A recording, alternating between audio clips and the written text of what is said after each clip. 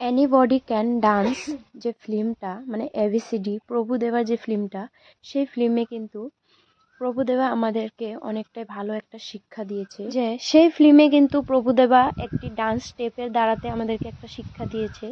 সেই স্টেপটাতে মানে চোখ বেঁধে কিন্তু দুজনকে অপরের পাশাপাশি দাঁড় করিয়ে মানে তার উপরে ঝাঁপ মারা, উল্টে ঝাঁপ মারার একটা স্টেপ দেখাইছে। সেই জায়গায় কিন্তু আমাদেরকে একটা ভালো শিক্ষা দিয়েছে। সেই শিক্ষাটা হলো মানে কারো উপর যদি ভরসা থাকে তাহলে কিন্তু তাকে চোখ বেঁধেও, আমরা চোখ বন্ধ করেও তাকে কিন্তু আমরা ভরসা করতে পারি, মানে বিশ্বাস করতে পারি।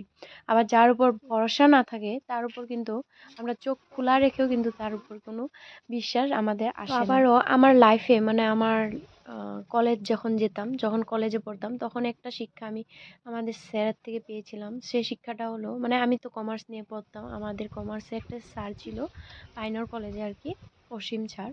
তো অসীম স্যারে আমাদেরকে বলেছিল, জীবনে যেই কাজই করতে যাও না কেন সেই কাজে সফলতা তখনই পাবে যখন তুমি মা বাবার উপর শ্রদ্ধা এবং নিজের উপর বিশ্বাস, আর একজন আছে যে হলো উপরে বসে থাকে ভগবান, তার প্রতি ভক্তি, এই তিনটি জিনিস যে রাখে তারাই কিন্তু জীবনে সফলতা অর্জন করতে পারে। তো আমরা জীবনে জ্ঞান অর্জন করার জন্য শুধু যে বই পুস্তকের থেকে আমরা জ্ঞান অর্জন করতে পারবো সেটা না, কখনো ফিল্ম, কখনো কারো বাক্য, এগুলো থেকেও কিন্তু আমরা জ্ঞান অর্জন করতে পারি। আরেকটা কথা বলেছিল যে যে নিজেকে অনেকটাই জানা দেখায় আর আমি জানি জানি বলে তারা কখনো জ্ঞান অর্জন করতে পারে না। আরো বলেছিল এই জ্ঞান যে শুধু বড়দের থেকেই পাওয়া যায় সেটা না, কখনো কখনো আমরা ছোটদের থেকেও ভালো জ্ঞান অর্জন করতে পারি, যেটা আমরা জানি না ওদের থেকে অনেকটাই শিক্ষা। আরো বলেছিল যে নাকি বেশি জানে সে নাকি জানোয়ার, অর্থাৎ জীবজন্তু।